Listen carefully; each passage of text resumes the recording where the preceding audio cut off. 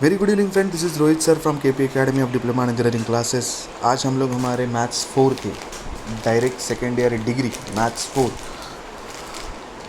Mechanical engineering student के लिए small sample test के ऊपर आज हम लोग अभी यहाँ पे बात करने वाले हैं। जैसे कि मैंने बताया था कि आपका सैम्पल साइज़ प्रीवियस लेक्चर्स में मैंने आपको पढ़ाया है कि अगर सैम्पल साइज़ मेरा लेस दैन 30 रहेगा तो हम लोग टी डिस्ट्रीब्यूशन के साथ जाते हैं।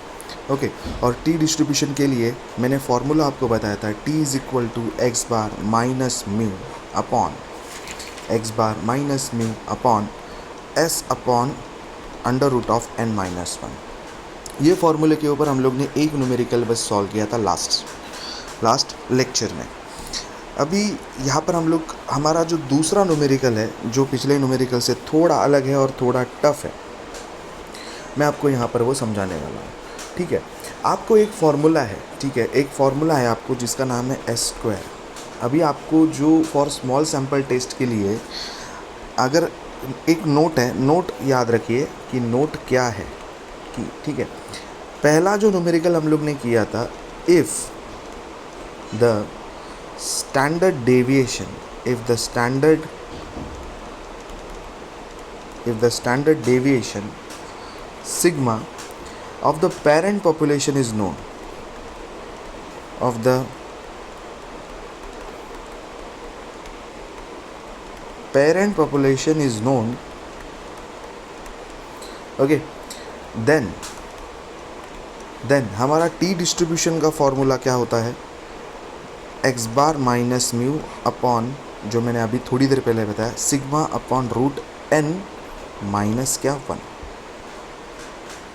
ठीक है, तो ये मेरा फॉर्मूला होता है। दूसरा जो नोट है वो कुछ इस तरीके से है, if standard deviation of parent population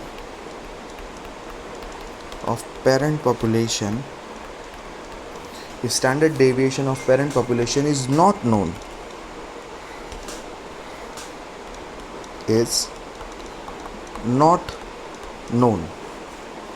standard deviation of parent population is not known and the parent population is, and if the parent population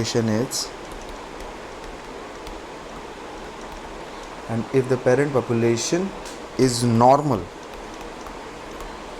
standard deviation of a parent population is not known and the parent population is normal, then हमारा small sample test का formula बनता है X bar minus mu upon S upon root of N minus 1।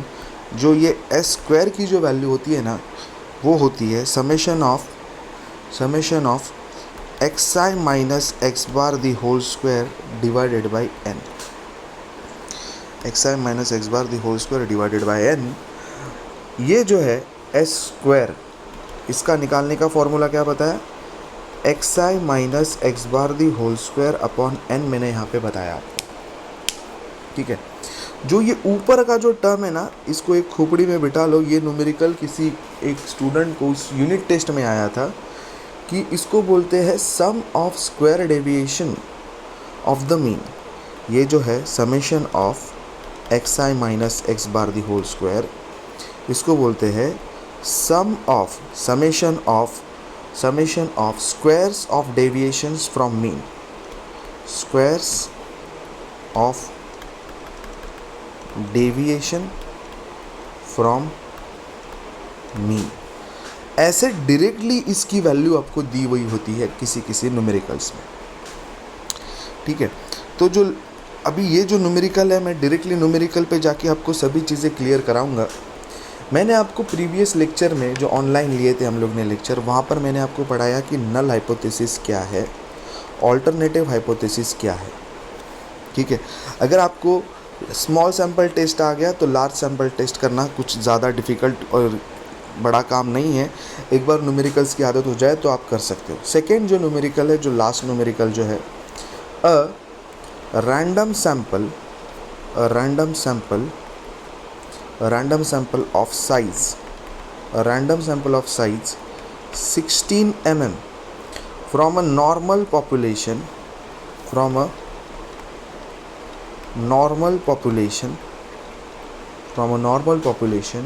shows a mean of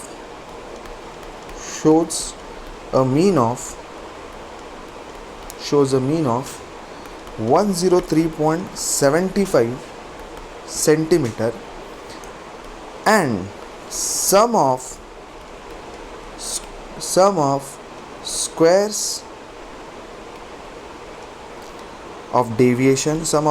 of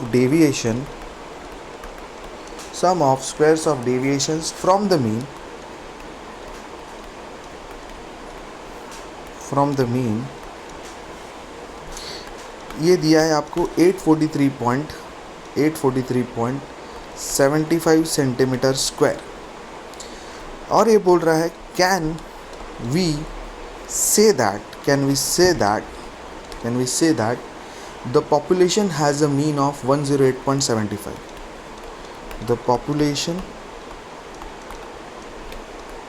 has a mean of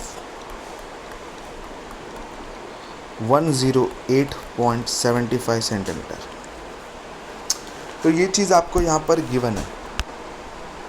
मैंने last lecture में आपको कुछ बताया था. एक्स बार, देखो एक्स बार ये किसका मीन होता है? सैंपल का मीन होता है. और म्यू ये किसका मीन होता है? पॉपुलेशन का मीन होता है. एक्स बार ये सैंपल का मीन होता है, म्यू ये पॉपुलेशन का मीन होता है. वैसे ही स्मॉल एस ये क्या होता है? सैंपल का स्टैंडर्ड डेविएशन होता है. और सिग्मा जो ये है ये पॉपुलेशन का स्टैंडर्ड डेविएशन होता है. ये चीज़ें आपको दिमाग में रहनी चाहिए. आई विल रिपीट कि हमारा जो एक्स बार है वो सैंपल का मीन है और आपका म्यू जो है वो पॉपुलेशन का मीन है और एस जो है वो सैंपल ऑफ स्टैंडर्ड डेविएशन है और सिग्मा जो है वो पॉपुलेशन ऑफ स्टैंडर्ड डेविएशन है. गाइस सिग्मा जो है वो पॉपुलेशन ऑफ स्टैंडर्ड डेविएशन है. ओके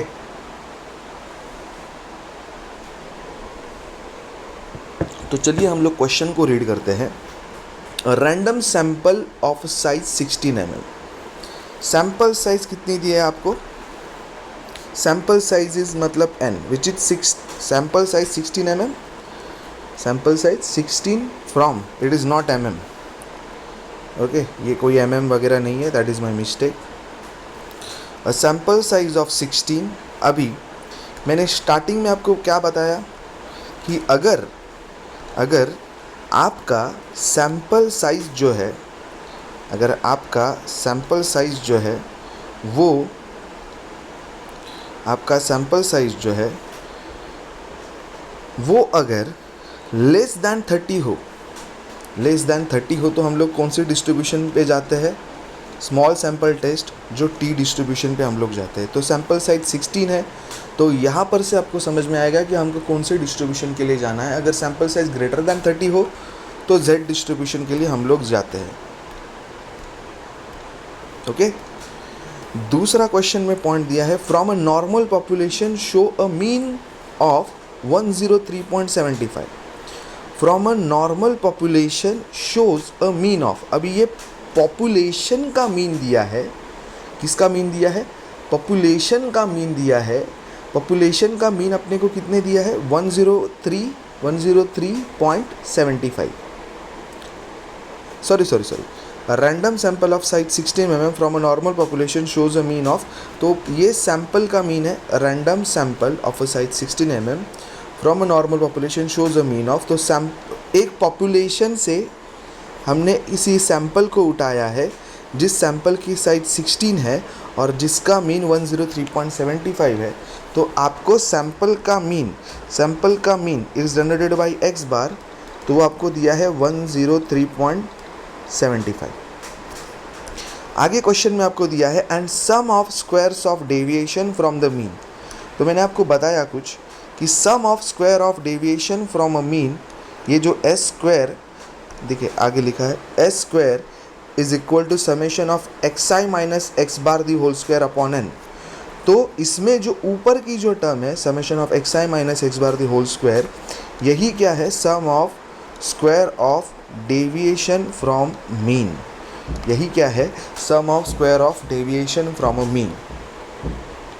तो मतलब मुझे ये जो वैल्यू दी है 843.75, इसको मैं क्या लिखूँगा, summation of x I minus x bar the whole square 108.75 centimetre square, ये आपको यहाँ पे दी है। और आगे आपको क्वेश्चन में पूछा है can we say that population has a mean of 108.75, और वो बोल रहे हैं हम लोग बोल सकते हैं क्या पॉपुलेशन का मीन कितना दिया है, 108.75।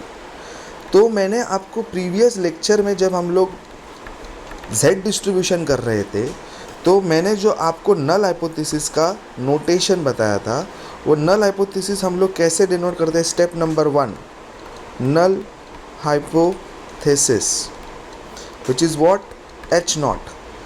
नल हाइपोथेसिस हमेशा क्या रहेगा, जो आपकी म्यू की जो वैल्यू रहेगी 108.75, और ऑल्टरनेटिव हाइपोथेसिस वो क्या रहेगा, एच सफिक्स ए, जो which is not equal to null hypothesis. बात ये है कि ये जो है म्यू जो है, ये मान लीजिए एक इंडिया है, ठीक है, एक कंट्री है, एक जगह है कि जिसका 108.75 मीन है, और ये जो सैंपल लिया है n इज़ इक्वल टू 16, जिसका मीन मुझे कितना दिया है, इसके अंदर बहुत सारे सैंपल है, इसके अंदर का ये एक सैंपल हम लोग ने उठाया है जिसका सैंपल साइज 16 है और जिसका मीन 103.75 है। तो क्या ये जो सैंपल है, ये सैंपल क्या मैंने इस बड़े पॉपुलेशन से उठाया है क्या, कैन वी से दैट, यही हमको बस यहाँ पर प्रूव करना है।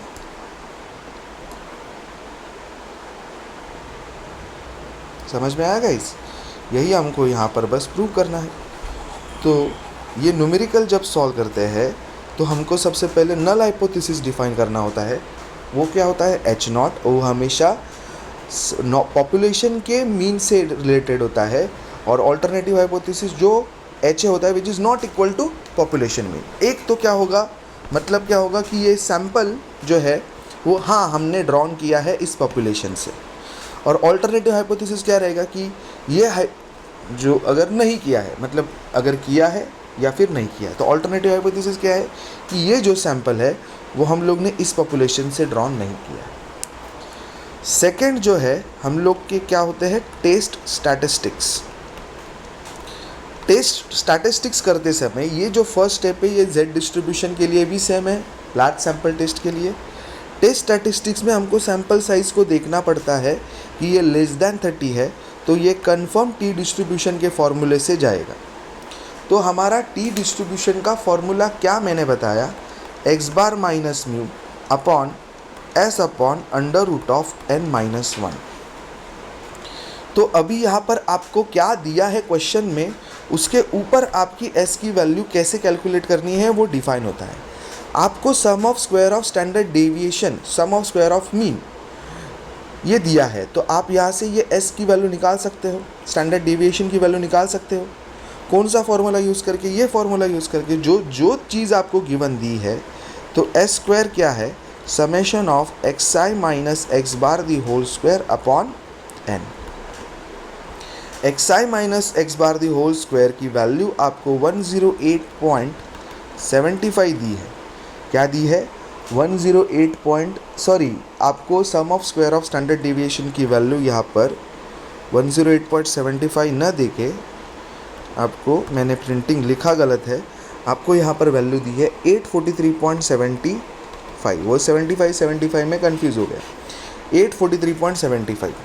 तो यहाँ पर क्या आएगा, 843.75 डिवाइडेड बाई 16, तो आपको यहाँ पर क्या मिलेगा, एस स्क्वायर मिलेगा, ठीक है। और उस एस स्क्वायर की वैल्यू आती है, ओके। सो सबसे पहली बात तो मुझे कैलकुलेट लेके आनी पड़ेगी, एक सेकेंड।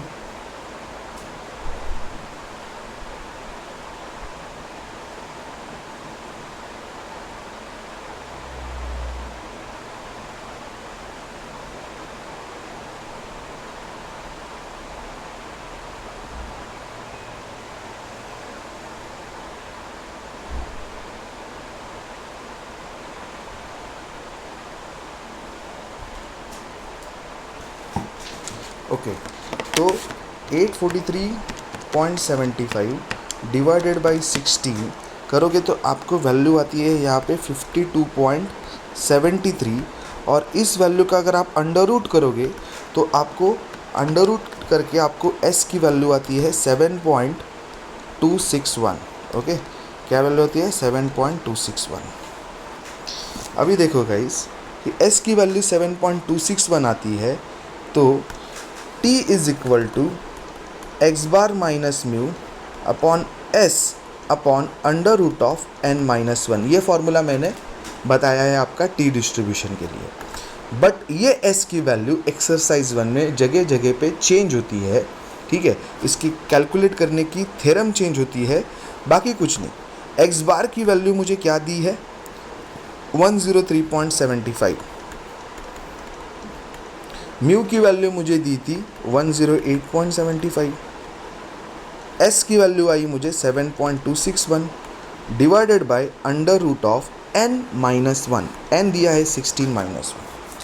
जब मैं इसको कैलकुलेट करता हूँ, एक सेकेंड, तो मुझे यहाँ पर t की वैल्यू आती है -2.61, और अगर हम मॉड ऑफ t ले तो मॉड ऑफ t लेके मुझे मेरी निगेटिव वैल्यू भी मैं पॉजिटिव लिखता हूँ। ये हो गई मेरी सेकेंड स्टेप, मतलब कैलकुलेटेड t इज़ 2.61। जो हमारा थर्ड स्टेप है, इसके आगे के स्टेप्स काफ़ी स्टूडेंट्स को पता है अच्छे से, जो मेरे पास पहले से ही लेक्चर्स कंटिन्यू कर रहे थे। Level of significance. Level of significance क्या है? अल्फ़ा, जो कितना है? 0.05। अगर नहीं दिया है तो आपको लेवल ऑफ सिग्निफिकेंस 5 है टोटल, 1 2 5, ठीक है, 1 2 3 5 एंड 10, ऐसे 5 लेवल ऑफ सिग्निफिकेंस है। तो मैं हमेशा नॉर्मली आपको बोलता हूँ कि 5% लेवल ऑफ सिग्निफिकेंस लीजिए। तो लेवल ऑफ सिग्निफिकेंस सेट किया, उसके बाद में मैं क्रिटिकल वैल्यू के लिए आगे जाता हूँ, ठीक है।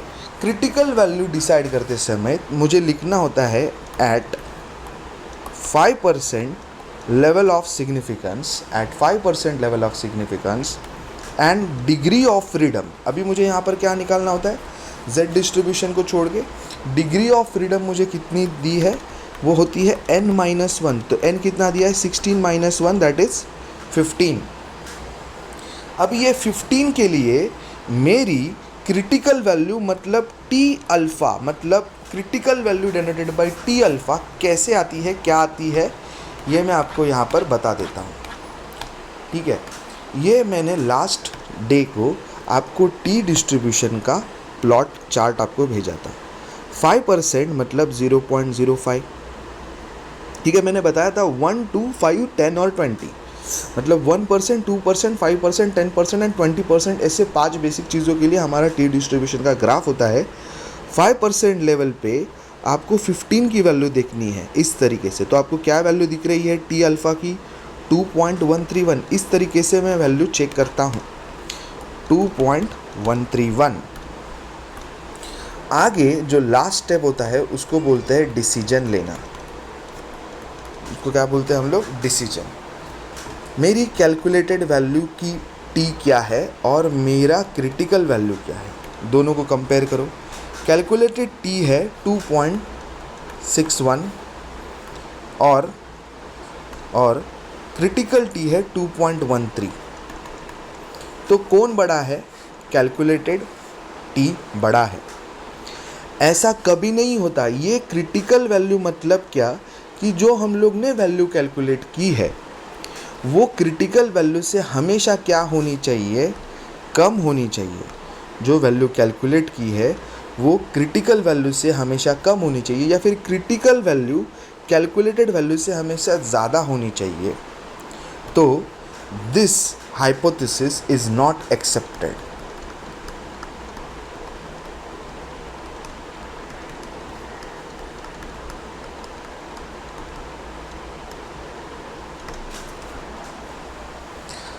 ये हो गया आपका एक न्यूमेरिकल, सेकंड वाला।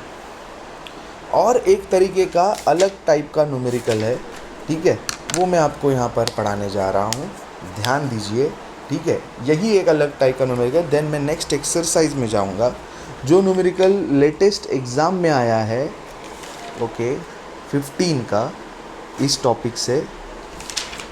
लेटेस्ट मतलब 2015 का है, कोई बात नहीं। तो न्यूमेरिकल में आपको दिया है कि क्वेश्चन नंबर हमारा इस टॉपिक पे ये 3rd क्वेश्चन नंबर है। उन्होंने लिखा है test made on breaking strength of 10 pieces. तो आपको ये तो समझ में आ गया कि n is equal to 10 of a metal wire, okay, of a metal wire, gave the following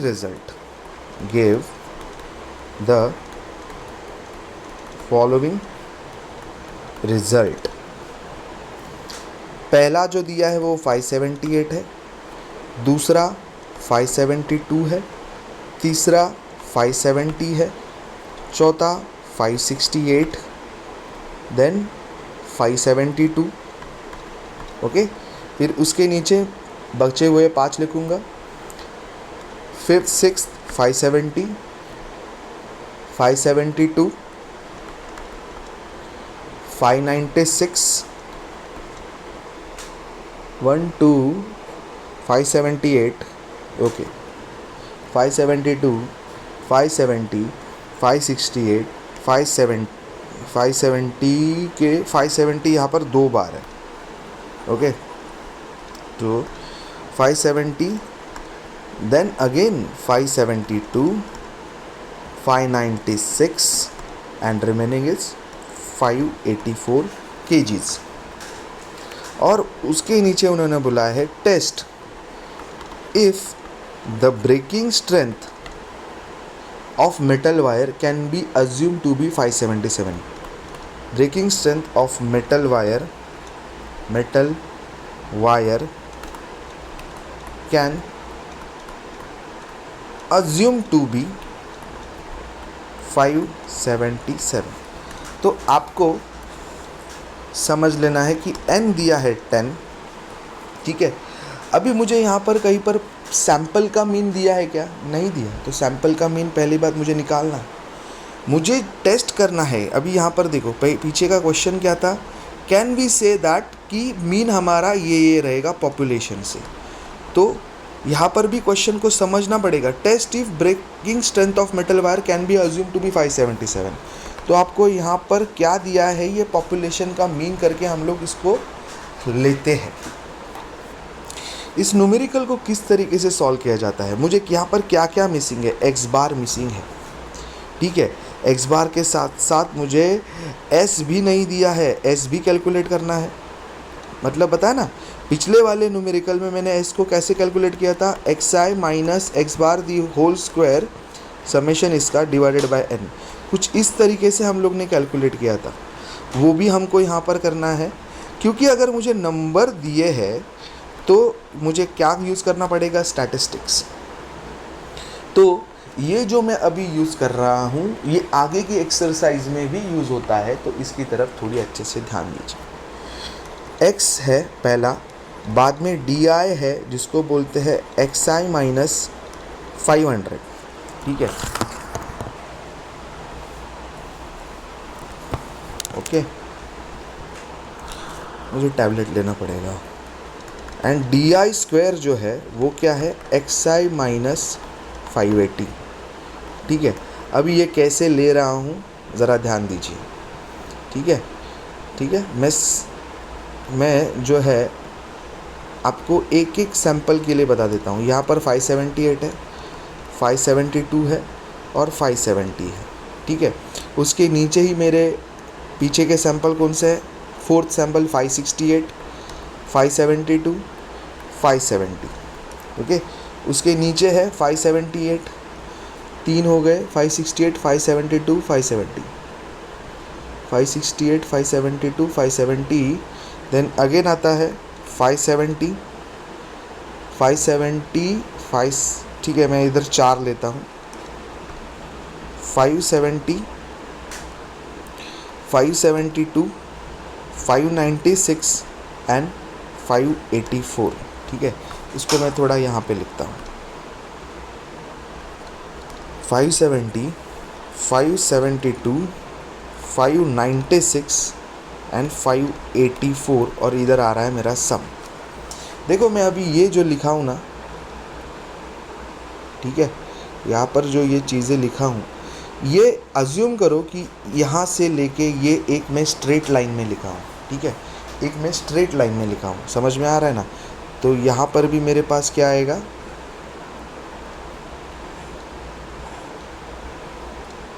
और यहाँ पर भी मेरे पास क्या आएगा, ध्यान देना,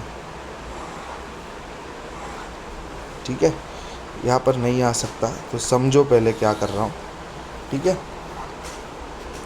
अभी मैंने यहाँ पर क्या अज्यूम किया, इसका मिडल वाला टर्म मैं अज्यूम कर सकता हूँ, क्या अज्यूम कर सकता हूँ, मिडल वाला टर्म, या फिर ऐसा कोई भी नंबर जो आपको अज्यूम करना है, आप इसको यहाँ से उठा सकते हो। तो मैं बीच वाला नंबर लेता हूँ, तो ये 500 गलती से लिया था, 572, 572, 570, ठीक है, यहाँ पर 568, 572, ये अगर, तो मैंने एक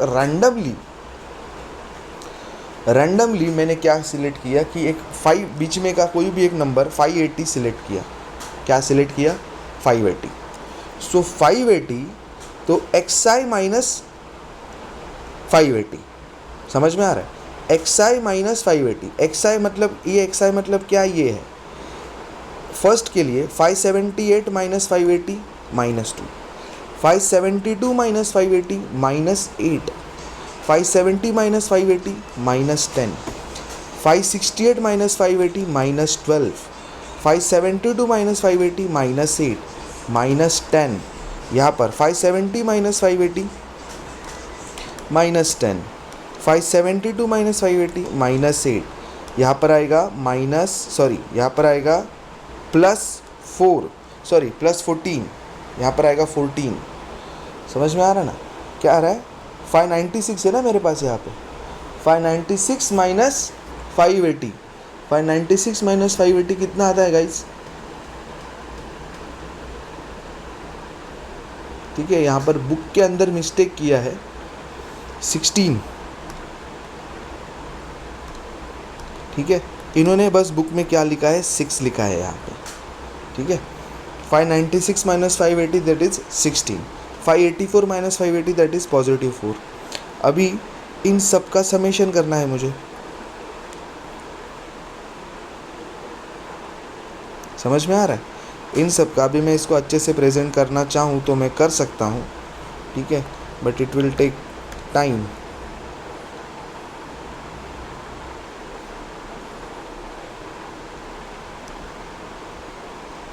ठीक है,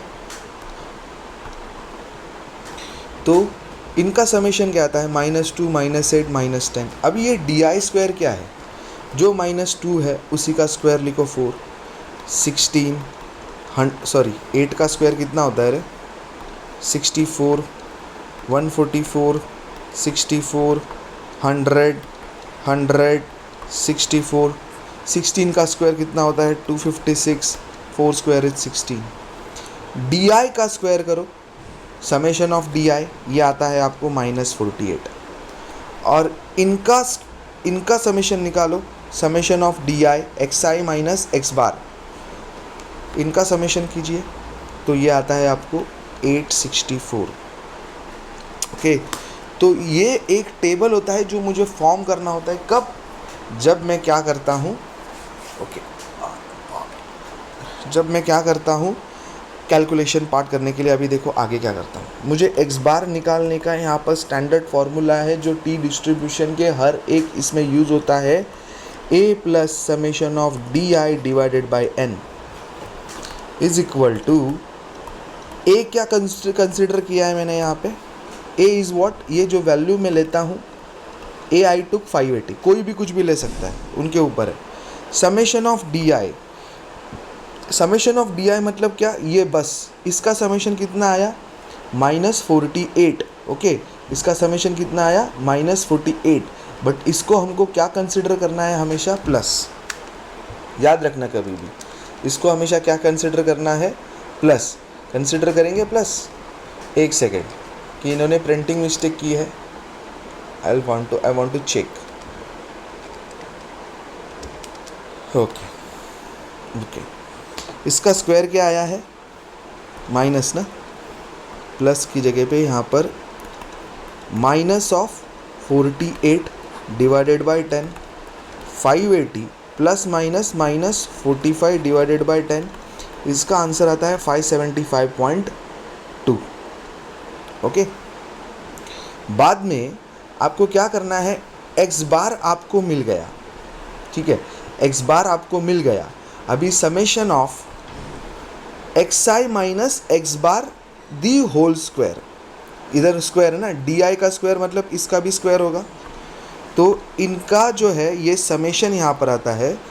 तो summation of xi minus x bar the whole square, ठीक है, ये है जो है इसका समेशन, मतलब क्या, 1 2 3 4 5 6 7 8 9 10, इनका समेशन आया था 864, तो वो आया 864। मैंने आपको एस स्क्वायर निकालने का फॉर्मूला आपको बताया है, summation of xi minus x bar the whole square divided by n, 864 divided by 10, 86.4 S square आया। s कैसे आएगा, under root of 86.4, so under root of 86.4 आता है 9.29, ठीक है, ठीक है। तो मुझे s मिला, मुझे क्या क्या चाहिए था, s मिला और x बार दोनों टर्म मिले। अभी मुझे जो मैंने किया था वही करना है।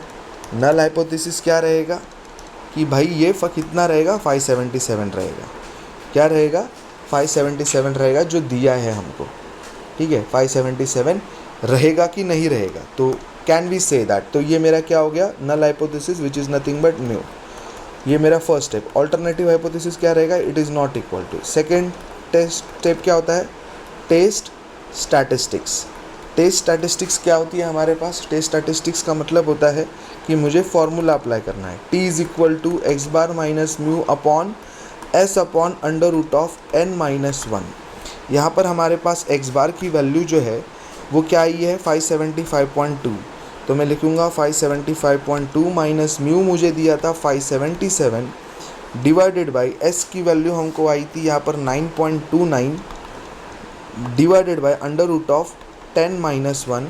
इनको जब मैं सॉल्व करता हूँ तब मुझे t की वैल्यू आती है यहाँ पे माइनस 0.65। हम मॉड ऑफ t लेते हैं, मतलब ये निगेटिव वैल्यू भी मैं क्या लिखूँगा, पॉजिटिव। थर्ड स्टेप जो होता है वो लेवल ऑफ सिग्निफिकेंस को डिसाइड करना होता है। लेवल ऑफ सिग्निफिकेंस को हम लोग अगर दिया नहीं रहेगा तो हम लोग कंसिडर करते हैं 5% लेवल ऑफ सिग्निफिकेंस, ठीक है, जो होता है 0.05। फोर्थ स्टेप जो होता है वो हमको क्रिटिकल वैल्यू डिसाइड करनी होती है।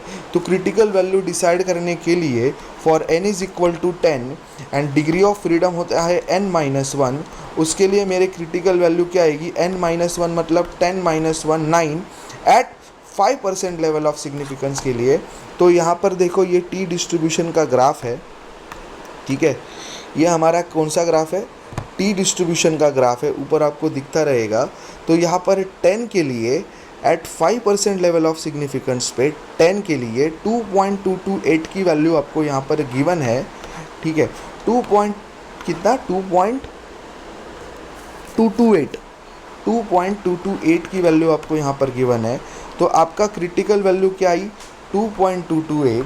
इसके बाद में आपका जो लास्ट स्टेप होता है वो होता है डिसीजन। डिसीजन क्या होगा आपका गाइस, डिसीजन कुछ इस तरीके से होगा कि जो आपने वैल्यू कैलकुलेट की है वो टी कैलकुलेट, और आपको टी अल्फ़ा को कंपेयर करना होगा। Calculated value of T is कितना आ रहा है, 0.65, और मेरी जो क्रिटिकल वैल्यू जो दी है वो क्रिटिकल वैल्यू आई 2.228 जो कम है, ठीक है, 0.65 कम है क्रिटिकल वैल्यू से, then null hypothesis is accepted, ठीक है। या फिर हम लोग यहाँ पर लिख सकते हैं confidently, since the calculated value of T is less than critical value then the null hypothesis accepted. तो हम लोग को जो मीन दिया है, the mean that is 577 is accepted. Null hypothesis क्या होता है, जो प्रूव करना होता है। इस तरीके से हम लोग टी डिस्ट्रीब्यूशंस के सम्स को आसानी से बहुत अच्छी तरीके से सॉल्व करते हैं। ठीक है, इसके आगे की जो आपकी एक्सरसाइज होगी, अगर पहली एक्सरसाइज आई तो दूसरी एक्सरसाइज भी आपको 101% आएगी। दूसरी एक्सरसाइज में number of bunch of formulas है, वो मैं आपको नेक्स्ट लेक्चर में पढ़ाऊँगा। तब तक के लिए धन्यवाद गाइस। होमवर्क न्यूमेरिकल मैं आपको दे दूँगा होमवर्क करने के लिए। Thank you so much. जो आ सकते हैं अनसॉल्व एग्जाम्पल को सॉल्व करके रखिए, उनको भी डाल सकते हैं ये लोग एग्ज़ाम्स में, क्योंकि उनको कुछ काम धंधा है नहीं। ठीक है, अनसॉल्व ही डालेंगे। ठीक है, तब तक के लिए धन्यवाद।